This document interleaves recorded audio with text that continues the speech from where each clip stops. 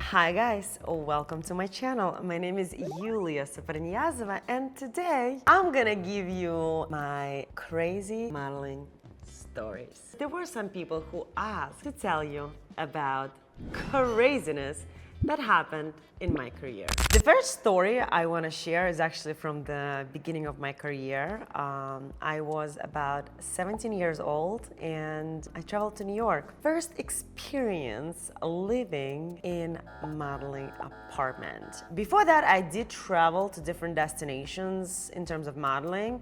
I went to China. That was like a small trip with like a competition. So we actually stayed in a hotel, which is really nice. Then my second trip was to Rome, and there we also stayed in a hotel, a like apartment, with one more girl that I traveled from St. Petersburg. So the actual feeling of the reality of the modeling apartment, I only experienced in New York, and that was my trip number 3. I came to New York, and I remember flying on the flight from Moscow to New York City. And honestly, I was feeling myself like a supermodel. I was like, I am a superstar, I'm a supermodel, I am this girl that is going from Moscow to New York. I literally believed that I am a star. But actually, the moment I landed, I still felt like I'm a star because I got picked up by a really nice driver. He was driving Mercedes, not that I ever drove Mercedes before. It all felt like I'm a real star. But then he brought me to modeling apartment. He drives me to Brooklyn, which is fine, Brooklyn in some areas, a really great place. But the place that he took me, I still remember the name of that train station. It's called Kosciuszko Street. It's a street on the J line, and I wouldn't call it a good neighborhood. I wouldn't call it bad, but it's definitely a little tricky and interesting. That neighborhood felt right away. You're coming out of the car and you're like, hey, where's that beautiful lifestyle of Manhattan that I was expecting to see? So he brings me to the 4th floor of this brownstone, and we have to walk upstairs to the 4th floor with my suitcase. And the first thing I see when I walk into the apartment is a giant, huge pile of trash. Like, I'm not exaggerating. The pile of trash was a size of 2 humans, this much. Like, it was a height of like almost next to my chest, and it was a huge pile of trash. Plus, you have to understand, it was August. It was right before the September Fashion Week, so it was August. It is extremely humid, and it's extremely hot in New York City, and it's a 4th floor with no AC whatsoever. It was so hot and so smelly that the minute I walked into the apartment, I'm like, oh my God, I am not a superstar. I am not a supermodel. I don't even know how I end up there. Like, it was literally from the worst scene you can see. And so you understand, I'm from like pretty poor family, and it's not like I lived a luxury lifestyle, right? My mom sometimes couldn't buy bread for us. But honestly, that feeling of the most disgusting place would like put me on place right away. But not only that, trash, yeah, sure, nobody wants to live in trash, right? But it wasn't the only problem in that place. It was an apartment with 3 bedrooms, and it was an apartment with mostly boys, because my first modeling agency was mostly man agency, although they did have a woman section, but they were very successful in the man modeling. To be honest with you, I didn't expect living with boys. I truly thought that, it's gonna be only girls and be no problems, but it was mostly boys. And at that time, when I walked into an apartment, I think there were only 2 boys at that time in 3-bedroom apartment. So I did have my own room for the beginning of the duration of my trip. And then after that, the whole apartment got filled. And it got filled, so you understand, with 8 boys, 2 more girls in one apartment, and another boy slept on a couch in a living room. So it was a total of 11 people in a tiny 3-bedroom apartment with bunk beds, and only one dirty, nasty, bathroom. That was probably the worst modeling apartment I lived in my life, and it's very scary to end up in situations like that where you're absolutely unprepared and you had no idea that you're gonna be there. Probably if I knew, I would never go, but not like I knew that it's gonna happen. We paid a lot of money too at that time, right? It was more than 15 years ago. We paid $2,000 for that place to sleep without access to AC, without access to safety, living with boys, one bathroom for everyone. Honestly, my big giant crown that I was holding flying to New York fell pretty hard. That's the story. Story number 2 for today is going to be actually one of the most major moment of my career, and it is a show of Louis Vuitton. As you guys know, I've done their show, and that was our last show of Marc Jacobs. We all love Marc Jacobs. He's the best. And it was his last collection for Louis Vuitton. The story is not as scary, but as stressful, like more stressful. I honestly told that story many, many times, especially in Russian, and it's time to share it in English, finally. It was my first time in Paris. I already traveled to New York many, many times, and nothing ever happened for me in New York. I mean, I've done like some shows, I've done some shoots, but I still was in a bad position as a model, right? I worked in New York overall altogether for about 3-4 years, and I only done like really okay shows, and I haven't done no money. I think at that time I was still about minus $10,000, and like most of the girls, I started partying. Of course, it affected my face, my body, my feeling about myself, just in general. You know, I wasn't in a good place on stage. You know, being 20 years old, beautiful girl in New York, it is a certain level of living. And yeah, at that moment I decided to go back to Russia and be there. Do not come back, stay in Russia, live my life there, you know, be a model there, and do not even think about New York anymore, because it seemed like it just didn't work for me.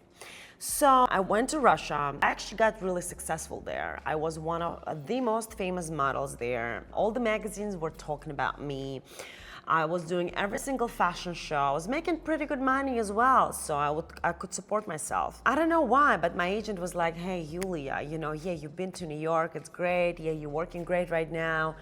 Why don't you try to go to Paris? And I was like, nah, I'm not interested. He's like, please, please, please, let's try. I'm like, okay, whatever, let's go. And I got lucky enough, and I got signed by a very big modeling agency. At that time, that agency called Ford Models. Today they have a different name because there was a conflict with Ford, with the actual Ford network, and now it's called Premium. So my first agency was Ford Models at that time. And I remember going there, first time in Paris, great times. I loved Paris because, you know, I'm from St. Petersburg, and honestly, St. Petersburg is one of the most beautiful places on earth, but Paris is pretty close. So coming to Paris felt really nice. I stayed in a nice apartment, no more drama with boys, nor the trash. I stayed with girls, and I think there was an owner of apartment. In most cases, you would have like the person who actually lives in an apartment, which is nice. I was doing my castings, and just so you understand, back then we used to do 20 to 30 castings a day. Sometimes you would have 10 castings, 3 shows, and 5 fittings a day.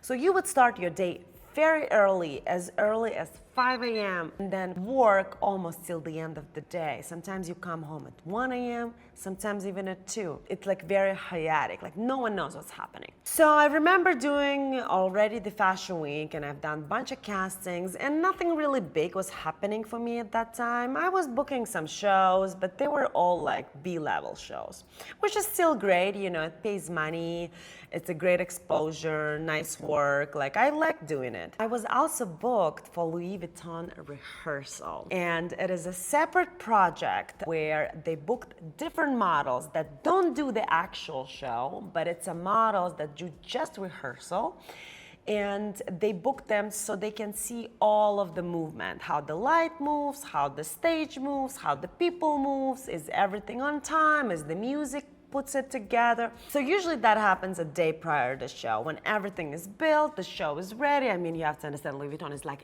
the biggest show of the Paris Fashion Week and honestly the entire fashion industry. So obviously, we showed up for that rehearsal. They paid also very well at that time. We did the rehearsal, and obviously none of the models were doing the show, right? We were just the rehearsal models. And I remember on that day, it was a pretty tough day. I had a lot of stuff to do. I had a lot of castings, a lot of fittings, and I think I also had some shows. And I was hitting my apartment. I was almost home. I was about to go up, and my agent calls me, and he was like, "Hey, Yulia, what's up? Where are you?" I'm like, "What do you mean, where I am?" In the morning, I actually went to the casting for Louis Vuitton. But obviously, I had no hopes, no understanding, because I've done big castings, right? I've done casting for Chanel, I did casting for Dior, I did casting for Prada, like you name it. I've been to all these big names castings, and none of them happened for me. So I was like, not a big casting for me because they just want to see me, right? It's called go and see. It's not even a casting, it's go and see. And I was like, yeah, go and see Louis Vuitton, whatever. So I go. So I went there. They tried to dress on me. You can tell it was like a dirty sample. And they're like, yeah, okay, bye-bye.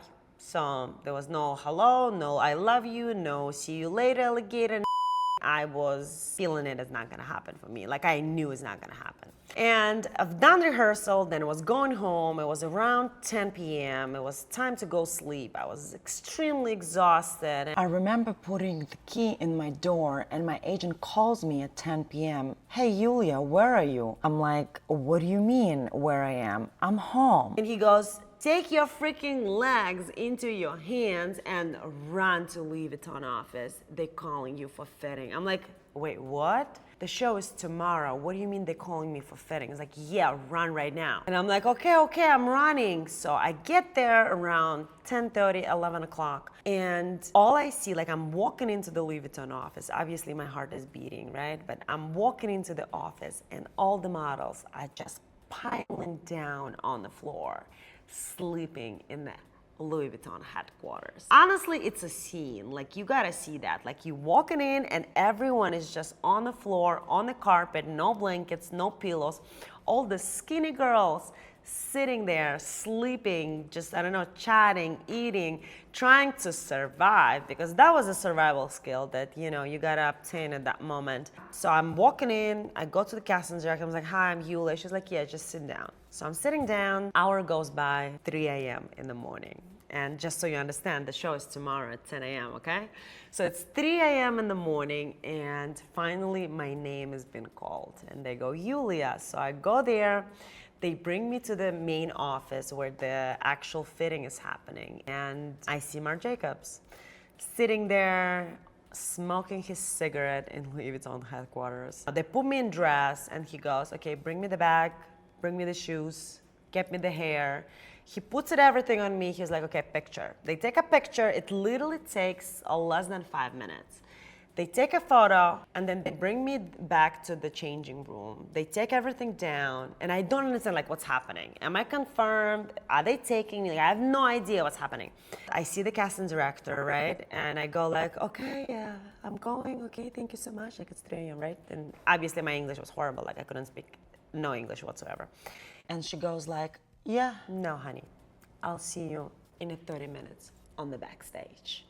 So I had to go straight from that place to the fashion show backstage without sleeping, without eating, without properly resting, not even taking a shower, with my dirty hair, dirty face, dirty body. I was doing the Louis Vuitton show. So I get there at 3:30 a.m. in the morning, and the first thing they do is my hair, and they had like a crazy hair over there. I mean, they didn't look crazy, but to make that hair, it was pretty crazy. So it's not like I could lay down or like chill a little bit. None of it obviously was allowed. And yeah, that was probably the craziest moment of my life. The show was at 10 a.m. and it's a funny moment because I was booked for a showroom the same exact day for Stella McCartney, also pretty big designer. And I think the showroom was supposed to start at like 9 a.m., but my Louis Vuitton was at 10. But when you do a show like that, even Stella McCartney understands. And she goes like, yeah, good job, girl. You do you and come when you're ready. But it was funny because I didn't sleep a day before, I didn't sleep the whole night, I didn't sleep the next day. I was doing the craziest showroom because, you know, showroom is a pretty tough work. Yeah, that was probably the craziest moment of my career, and honestly, it was scary, it was very touchy, and it was probably the most realistic moment of any modeling, high modeling career. And my third story of today's episode is gonna be actually an experience story that even casting director, although sometimes, not sometimes, actually most of the times, casting director has so much power, and I feel like it's even unfair sometimes. Like honestly, there've been multiple times where I feel like casting director just doesn't like you, and it could be anything, right? But I know that designer loves me, and only because the casting director doesn't like me, they will not book me for that project. And that's a story about that. So it was my second or third season in Paris, I'm not sure. But it was after Louis Vuitton blowout. I was doing my castings for the fashion week, going back and forth, la la la. And I got a casting for a very famous Russian designer. Her name is Uliana Sergeyenko. At that time, she was showing her collection in Paris during Couture Fashion Week, which is a bit different from Pret-a-Porter. She had a show, and I was on her casting many, many times, never was selected. But this time, somehow, when I walked into the store where they were doing a casting, there was no casting director.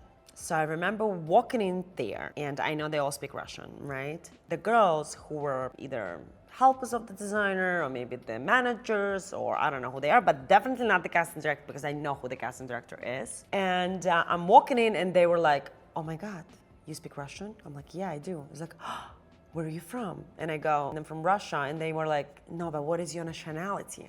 I'm like, my parents are from Uzbekistan. And they go, you are the perfect girl for our show. And so you understand, right, the backstory. The collection was inspired by culture of Kazakhstan. And it's funny because I actually look more Kazakh than Uzbek, but it doesn't matter.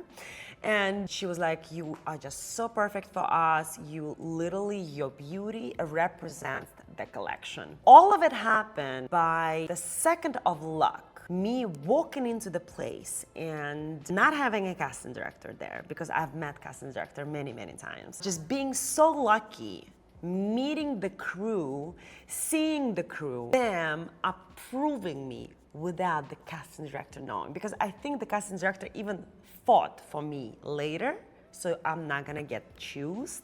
But not only I got chosen, I was also closing the show in the fabric that was very similar to my parents' heritage, which is like Uzbek kind of print. I think that it's pretty similar in Kazakhstan. And honestly, it was one of the most magical moments of my career where I got selected just because of that second of luck where the casting director wasn't on place. And yeah, I got lucky enough to book that show. So that's it, guys. These are my 3 interesting modeling story experiences. And if you like this series, comment down below. Don't forget to subscribe, and see you next time. Bye.